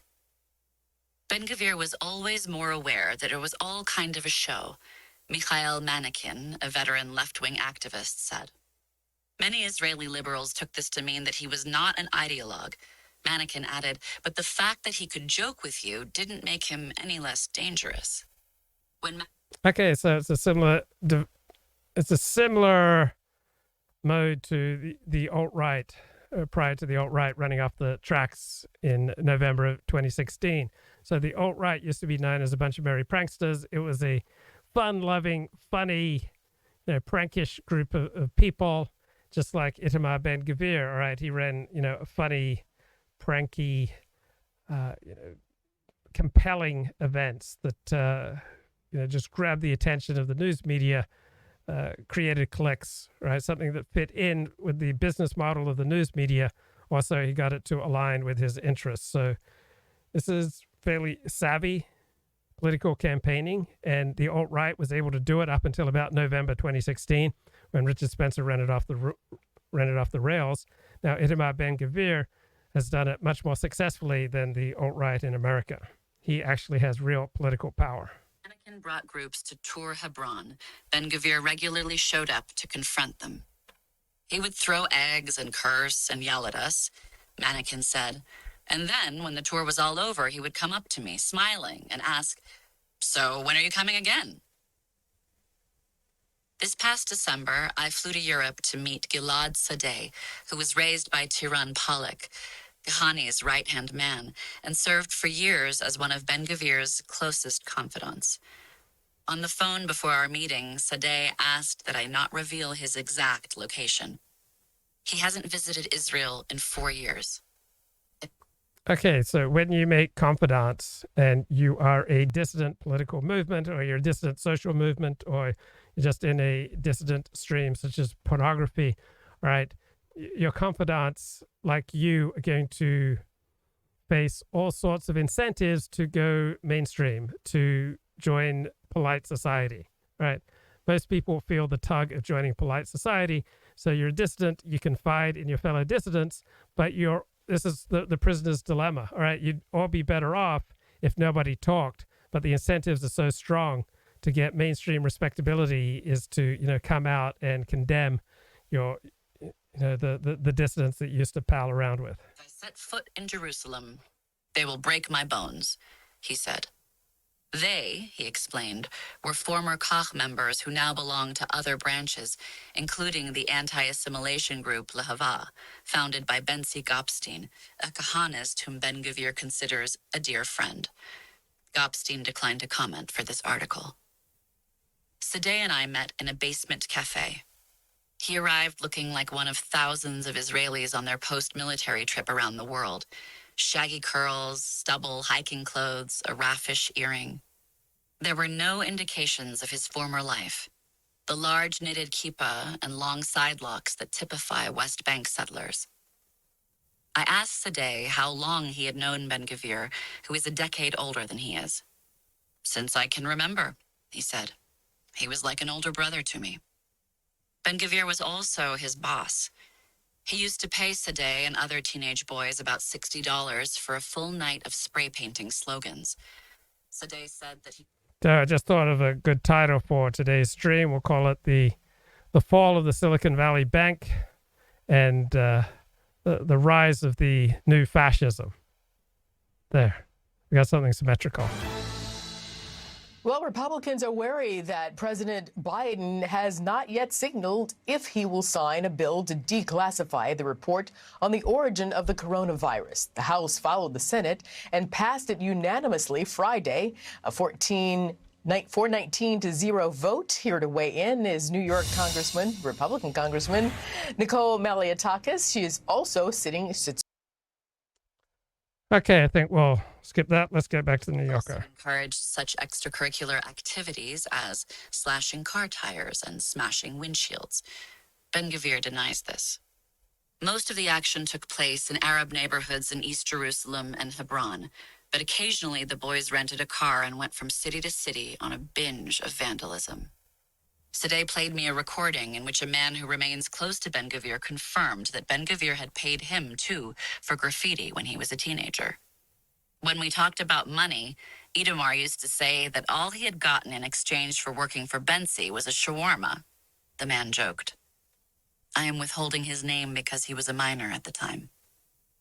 Sadeh told me that shortly after his bar mitzvah, Ben-Gvir sent him to spray Kach graffiti in a central intersection in Jerusalem. He was arrested and brought to a police interrogation room downtown. But when he gave the interrogator his name, he was told, "There's no Gilad Pollock in the system." The interrogator thought that he was being uncooperative and started beating him. That was when Sadeh learned that Pollock was not his birth name. He had been adopted. His biological father was Palestinian. He discovered later that a fundraising video had circulated within the Kach movement, showing him as a 3-year-old held by Rabbi Kahane. In the video, Kahane tells an American donor, "Nothing can prove the importance of what we're doing more than this little boy here. He could have been throwing rocks now at Jews if we hadn't taken him and his mother away from an Arab village." The donor, a biblical archaeologist named Vendel Jones, can then be seen handing Kahane a check. Ben-Gvir showed the video at the annual Kahane Memorial as recently as 2017. The news about Sadeh's origins radicalized him even further, and he dropped out of school after the 9th grade. Suddenly, you have 20 police files for graffiti, 20 police files for destruction of property, he said. Ben-Gvir, he added, took advantage of his eagerness. In 2001, Hezbollah declared that it had a video documenting militants' capture of 3 Israeli soldiers a year earlier. The United Nations also had video relevant to the kidnapping, but initially refused to hand over an unedited version to Israel. Many on the Israeli right were furious. One night that summer, according to Sadeh, Ben-Gvir told him to get a ski mask, then drove him to a UN base in East Jerusalem. Ben-Gvir dropped him off around the corner and handed him a wire cutter, indicating where he could breach the fence without getting caught. "He sent me to fucking break into a UN base in Jerusalem and destroy their cars," Sadeh told me. "I was fucking 14. I could have been killed." An aide to Ben-Gvir said that Sadeh... So 14-year-olds have agency, all right? You volunteered, bro. This is something you wanted to do. Right, he wants to portray himself as just some innocent 14-year-old kid. 14-year-old kids, know right and wrong. Sadeh fabricated this account out of personal animosity. Inside the compound, Sadeh says, he punctured the tires of every car he could find and spray-painted slogans, "UN out," and "Kahane was right." He emerged to find Ben-Gvir waiting in his battered car, acidic music blasting from the speakers. "No, no, no?" he asked Sadeh, energized. Kariv, the former Shin Bet official, could not confirm the break-in, but said that it sounded like classic Itamar. The Kahanists kept themselves at a distance while miners did the dirty work. They were very aware that for us to interrogate a miner is much more complicated, he explained. Yet Kariv sounded almost charmed by his former target. I really appreciate where he came from, how hard he worked, and where he's going, he said. It wasn't the only time I came upon this dissonance. People who spoke about Ben-Gvir's overt racism were just as eager to talk about his charisma, basic niceness, and work ethic. Yeah, you get a lot farther in life if people tend to like you, right? And charisma means that you give people energy. When people tune into you, when people meet you, when people listen to you, they get energized. And so that's a tremendous gift because a lot of people are listless. So Richard Spencer has been able to turn on the charisma at times. It's indispensable for getting ahead in life. It's hard to get anything done without energy, and you get energy by giving it to other people, they're giving it back to you, and so you form a virtuous circle. So Itamar Ben-Gvir, right, he's moved ahead, not just on the basis of pragmatically appealing to a certain subset of Israelis' interests, but also by being a fun, energy-giving dude. It really helps to be nice and to be fun and to create energy wherever you go. Years later, Kariv ran into Ben-Gvir at a television studio and congratulated him on the recent birth of his child. Ben-Gvir was taken aback. You Shabakniks know everything, he said, using a common term for Shin Bet agents. Kariv pointed at his arm, where there was a wristband from the maternity ward. Both men laughed. Sadeh worries that Ben-Gvir's superficial affability has distracted many Israelis from the danger that he presents. From everything I know about Itamar and Kahanism, the goal is very simple. It's to sow chaos. Sadeh, who left Kach more than a decade ago, now works as a reporter in places like Ukraine and Kosovo, filing stories for Israeli radio and for international news sites. In 2014, he uncovered some startling information. While appearing in a film about his life, Best Unkept Secret, he learned from his mother that the story of his birth featured in the fundraising video had been a hoax. Sadeh's father was not Palestinian, she told him. She was never saved from an Arab village. She had been a young single mother from a traditional home, and her mother had pressured her to seek help from the Kach movement.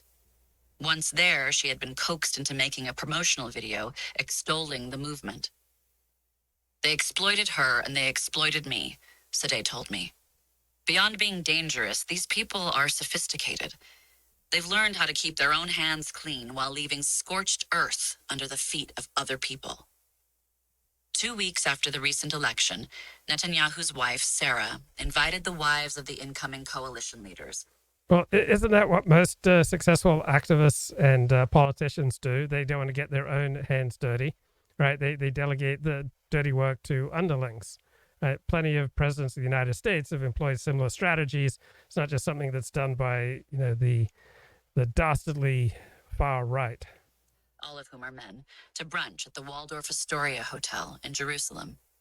A photograph of the event spread on social media.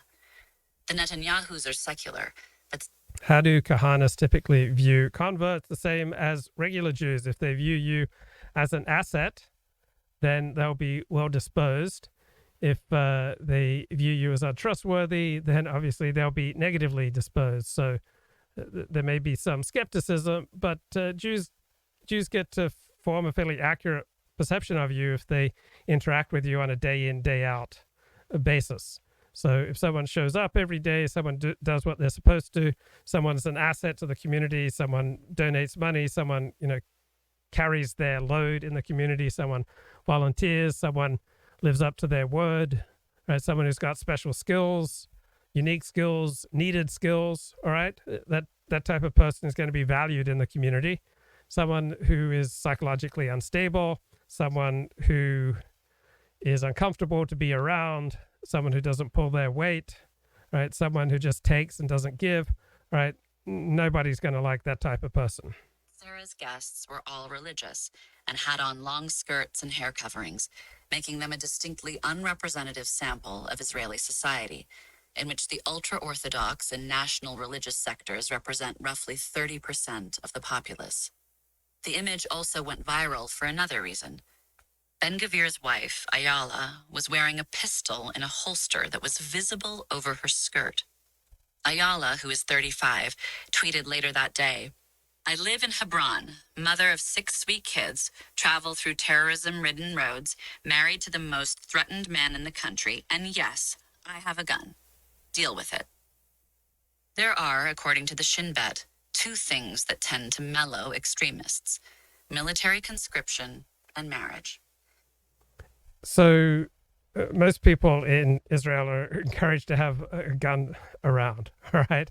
So the more dangerous your situation, right, the wiser it is to have a gun around, particularly since the majority of the Israeli population has gun training, has served in the IDF in some capacity, and Israel is an armed and largely safe society. Lots of people carrying guns, very, very low rates of murder in Israel. Ben-Gvir skipped conscription, and he married someone even more radical than he was. Ben-Gvir met Ayala Nimrati around 2002, when he was 26 and she was 15. She was one of a handful of girls in the Kach movement, and she was a devoted adherent. I happened to see a leaflet of Kahani, read it, and found many answers, she told the news site Ynet. About a year after their meeting, she was arrested while occupying an illegal outpost in Hebron, and when she refused to sign the terms of her release, Ben-Gvir showed up to cheer her on in court. They were married the next year. He told her, "I can't promise you flowers and roses, but arrests, protests, and press." In the Ynet interview, published a month after their wedding, Ayala was asked what she foresaw in the coming year. She replied, "I wish that, God willing, next year the land of Israel will all be ours, that we will continue to conquer it, and I mean the 2 banks of Jordan and South Lebanon, that we will get rid of the Arabs and deport them at long last, that whoever needs to get the death penalty there will." The Ben-Gvirs moved to Kiryat Arba, where they found a house at the settlement's disputed fringe, an area of old Hebron that Israel kept under military control. Some 800 Jewish settlers lived there, guarded by more than 600 soldiers, 22 checkpoints, and a barbed wire fence. With a history of stabbings by Palestinians and drive-by shootings along the nearby highway, it is among the most dangerous places in the West Bank. Yet when Ben-Gvir drives around the neighborhood, he keeps the windows open to make it clear to them. Okay, so what people will live in the most dangerous neighborhoods, right, like the West Bank? Only those who are particularly dedicated.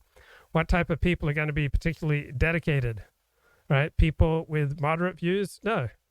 Extreme levels of dedication, extreme levels of commitment, extreme levels of willingness to sacrifice don't go hand in hand with a moderate, disinterested, unbiased perspective on life. To be willing to live in such dangerous conditions, to be willing to sacrifice for a greater cause, right, requires a belief above and beyond the rational. It requires a deep emotional attachment. He once told an interviewer. About 220,000 Palestinians live next door to various places in the West Bank. Yet when Ben-Gvir drives around the neighborhood, he keeps the windows open to make it clear to them who the landlord is, he once told an interviewer. About 220,000 Palestinians live next door in an area of Hebron controlled by the Palestinian Authority. But in Ben-Gvir's part of town, Palestinians are forbidden to drive on many of the roads and are barred from even walking on streets that are designated sterile. So why would you use such extreme ethnic cleansing?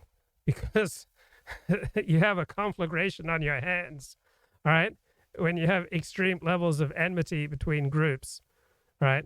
When you have the potential for violence breaking out any time, right? It helps to separate the warring parties. So it's for reasons of self-interest and trying to create some degree of safety that they create Jews-only streets, Jews-only communities. When I visited the area recently, a poster at the entrance to the Cave of the Patriarchs announced, "It's Ben-Gvir time." I was walking with a Palestinian activist named Issa Amro when an Israeli soldier warned him not to tread on the path reserved for Jews. Finally, the soldier allowed me to join Amro on the Palestinian side, which was unpaved and strewn with garbage. When people talk about Israel being an apartheid state, it's this kind of image that comes to mind. The reality is that Hebron is an outlier even by the standards of the Israeli occupation. It is the only Palestinian city with a Jewish settlement at its center. The concern among opponents of the new government is that Ben-Gvir and other ultranationalists will bring about what Amro calls the Hebronization of the country at large. Amro is 42, a lifelong resident of Hebron. So is it Itamar Ben-Gvir who's going to, bring out this extreme polarization, or is it the extreme polarization that raises to prominence people like Itamar Ben-Gvir? So I am much more of a structuralist than an individualist. I think that the structure of societies and the structure of events is what causes certain people to rise or fall in power. So I think Itamar Ben-Gvir is much more of a symptom of the facts on the ground of living in Israel than someone who is orchestrating polarization in Israel. When he was a child, the city's main thoroughfare, Al-Shuhada Street, was so bustling with shoppers that my father had to hold my arm when we crossed. Now our footsteps echoed as we walked down the middle of the street. After the Goldstein massacre in 1994, 1,200 Palestinian-owned shops and market stands along Al-Shuhada and the nearby streets were shuttered by military order. For weeks afterward, the air reeked of fruit and vegetables left behind by the merchants. Things have been desolate ever since. Hostilities towards the Palestinians used to stem mostly from the settlers, Amro said. But since the last election, Israeli soldiers and police officers have been increasingly aggressive. 10 days before my visit, 2 soldiers stopped. So why do you think the police have been so aggressive? Maybe it has something to do with, Palestinians killing Jews or injuring Jews, right? Police violence, police distrust, police aggression doesn't just happen out of nowhere, right? So when Palestinians act, the Israelis react. When the Israelis act, the Palestinians react. So these postures don't just come out of the blue. A group of Israeli peace activists who were touring the area. One of the soldiers tackled an activist, punched him in the face, and cocked his firearm against the man's back. Amro was there and filmed the incident. Ben-Gvir will tidy up this place, the other soldier told him. You're screwed. Last week, a soldier confronted Amro as he talked with 2 foreign journalists and ordered him to delete a video of their exchange. When Amro declined, the soldier grabbed him by the throat, threw him to the ground, and kicked him. In December, Ben-Gvir proposed a bill that would give soldiers immunity. So when someone with a gun is telling you to do something, particularly someone with duly constituted authority, such as a policeman, it's a really good idea to cooperate. Immunity from prosecution. Not long before, he had waved a pistol at rioters in Jerusalem who hurled stones near him. He told soldiers at the scene, All right, someone who's throwing stones at you could very well kill you. So waving a pistol seems to me like quite a reasonable response. They throw stones, shoot them. Netanyahu has little tolerance for lawmakers who are seen as insufficiently loyal, but Ben-Gvir treats him with deference. Ben-Gvir admires him, for real, Crombie, the former campaign strategist, told me. Last summer, Netanyahu summoned members of the hard right to an informal summit in Caesarea, where he lives. While 4 of Ben-Gvir's children splashed around in the pool, Netanyahu hashed out the terms of an alliance between Ben-Gvir and the leader of religious Zionism, a settler named Bezalel Smotrich. The 2 men were supposed to be the winning team of the right camp, Crombie said. Smotrich. Why are so many Israelis against their own people? Or you could say that, why are so many Americans against their own people? Why are so many English or French or Germans or Swedish against their own people? Well, for people on the right, generally their greatest loyalties are to their own tribe, to their own community, to their own people. People on the left tend to have more abstract loyalties and leapfrogging loyalties. So traditional loyalties go in concentric circles. Your first loyalties are to yourself, to your family, to your extended family, to your friends, your community, your city, your nation, your tribe.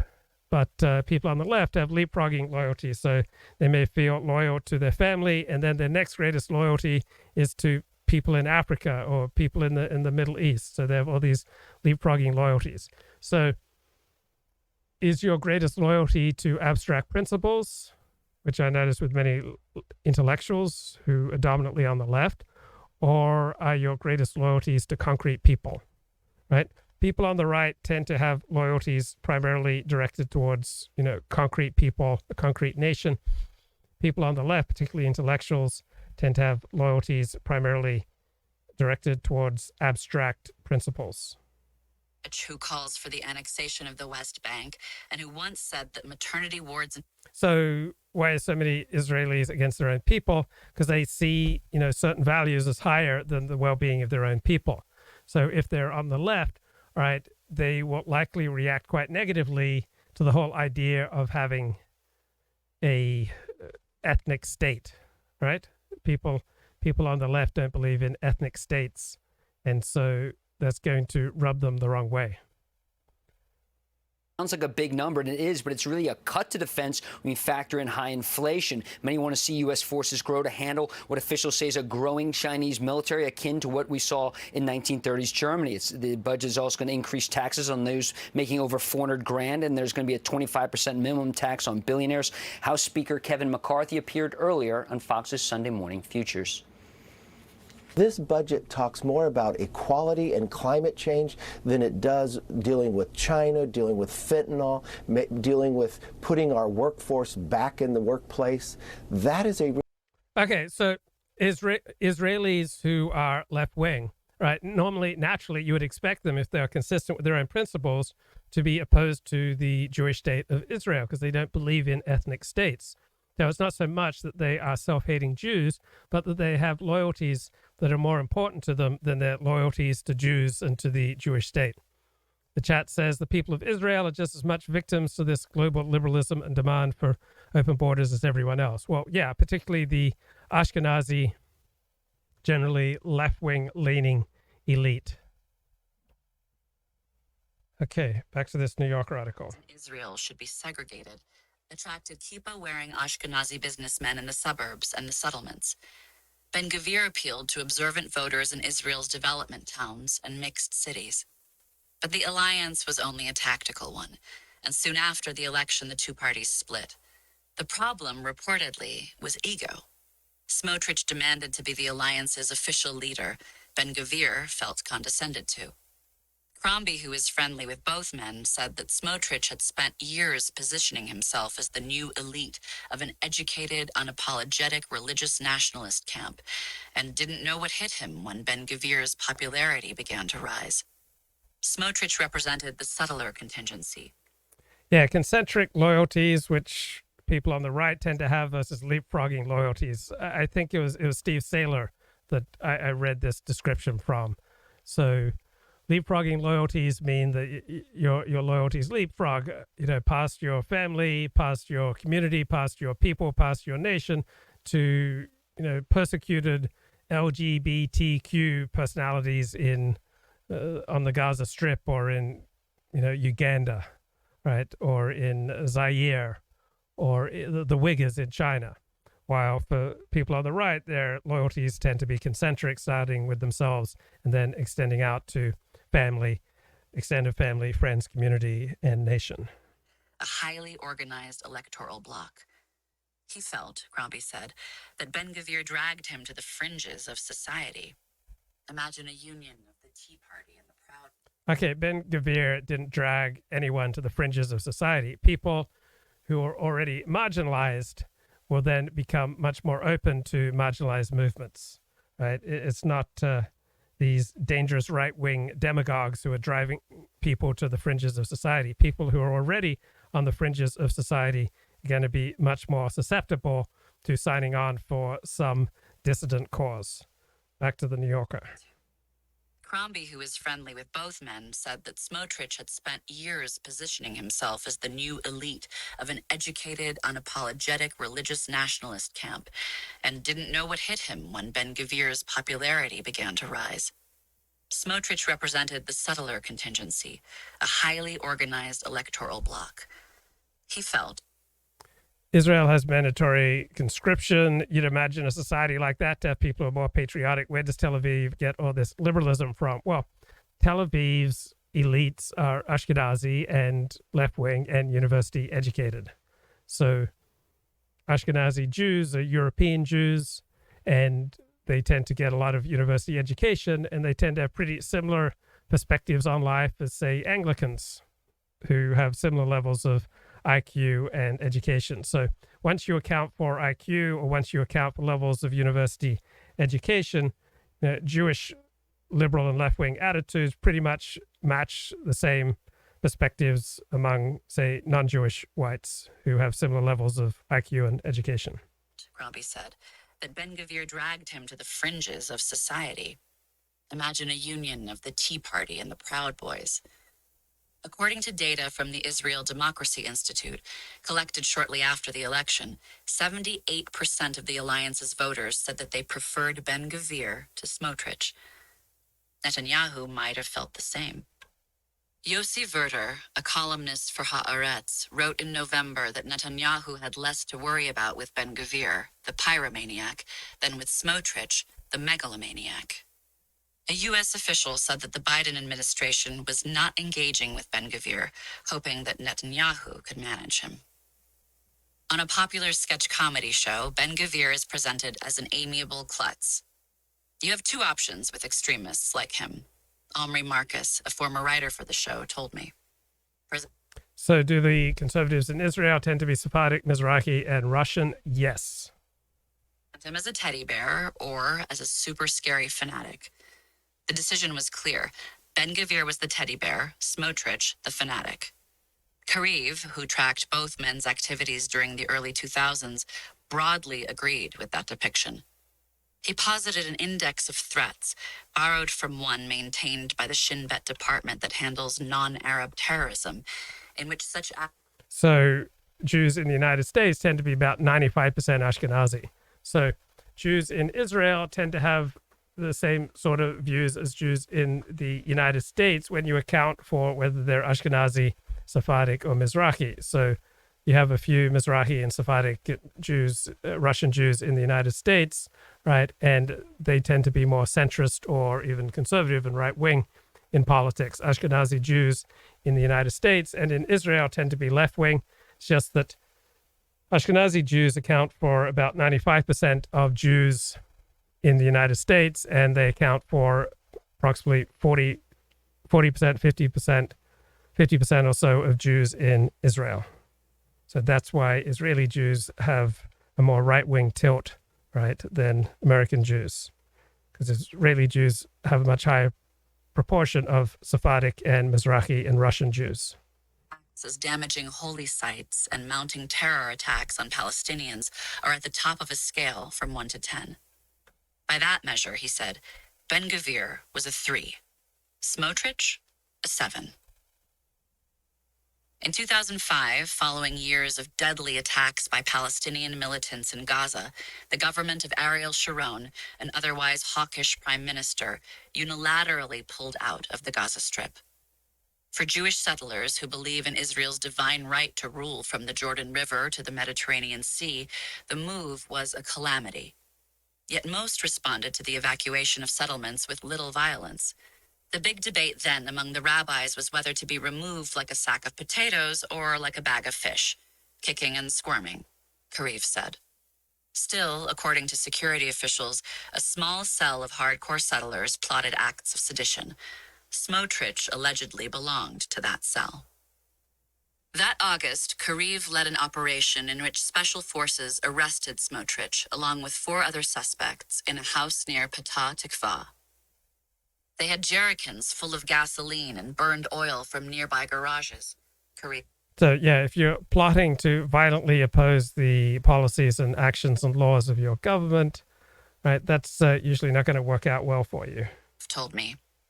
He wouldn't specify what their plan had been, but Yitzhak Ilan, who had overseen the interrogation of Smotrich, said in 2019 that the group intended to torch cars along a Tel Aviv highway. Smotrich, who declined to be interviewed for this article, denies the allegations. A spokesman said that he was arrested for organizing a demonstration and for blocking roads and was released without charges. Ilan died in 2020. In the end, the Shin Bet chose not to bring the case to court for fear of exposing the agency's intelligence-gathering methods. Meanwhile, Ben-Gvir tried to join the settlers of Gaza before the evacuation. But according to Sadeh, who was part of his entourage for the trip, the settlers considered the Kahanists rabble-rousers and agitators. They turned the sprinklers on us, he said. As the evacuation became imminent, the group, which included Ben-Gvir, his wife, and Bentzi Gopstein, took over an abandoned Jewish-owned hotel on the Gazan shore and squatted there for several months. By the empty pool, they spray-painted "Death to the Arabs." In the coming weeks, they were joined by sympathizers until there were 150 squatters clustered around the hotel. Finally, the police raided the building in a sprawling operation that involved 600 officers. Ben-Gvir and Ayala were nowhere to be found, according to Sadeh. They had gone shopping 2 hours earlier, he told me. It wasn't the only time that Ben-Gvir disappeared at a critical juncture, he said. In his view, this raised the possibility that Ben-Gvir had cooperated with the Shin Bet and been tipped off about the raid. For years, Ben-Gvir has denied rumors about collaborating with the Shin Bet. In a Knesset session in 1999 regarding the activities of Shin Bet agents, a right-wing legislator named Benny Ilan read aloud from the commission's interview with Yigal Amir, Rabin's assassin. So it sounds a lot like alt-right concerns about who's a Fed, who's cooperating with the Feds, right? This is a common concern among dissident movements because there's such considerable incentive for individuals in the dissident movement to cooperate with above-ground polite society. And a lot of suspicion that Itamar Ben-Gvir has done just this. In which Amir mentions that Ben-Gvir was said to want to kill Rabin himself. Ilan sought reassurance from the state that the Shin Bet was not deploying provocateur agents. After Rabin's murder, the Shin Bet revealed that it had deployed at least one agent among the far right, Avishai Raviv, who went by the code name Champagne. In 2019, the former defense minister Avigdor Lieberman spoke in a radio interview about Ben-Gvir's party. Lieberman, a right-winger who had emigrated from the former Soviet Union, mused, "Is Itamar Ben-Gvir what he presents himself to be, or a kind of new Champagne?" He concluded, So yeah, whenever you have right-wing dissident leaders, and they manage to avoid arrest, they manage to avoid total destruction, then their followers and their competitors increasingly question, hey, are these guys Feds? What party do the Ethiopian Israelis tend to vote for? Any data on that? I'm sure there is. I don't know. I would suspect that they would vote for the left-wing Labour Party or some other left-wing party that promises lots of social welfare spending. "I'm not sure at all." Ben-Gvir promptly sued him, saying, "If I'm a Shabak agent, then Lieberman's a KGB agent." Lieberman claimed parliamentary immunity. I asked Kariv whether the rumors about Ben-Gvir's involvement with the Shin Bet had any merit. "Even off the record, I wouldn't tell you if it was or wasn't true," he said. I mentioned Lieberman's radio interview and noted, "A defense minister insinuated this." "And the wife of a prime minister," Kariv volunteered.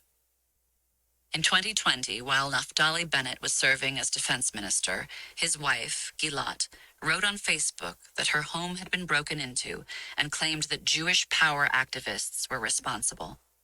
Ben-Gvir sued her for libel. 4 months later, she issued a detailed statement in which she wrote, "Although Ben-Gvir presents a veneer of a right-wing extremist, he had served for many years as an agent for the Shin Bet, with the goal of gathering information on extreme right-wing activists and besmirching the rightist camp with provocations." Bennett did not disclose how she got that information. Her family declined to comment for this article. Okay, I think I'll leave it there for today. Take care. Bye-bye.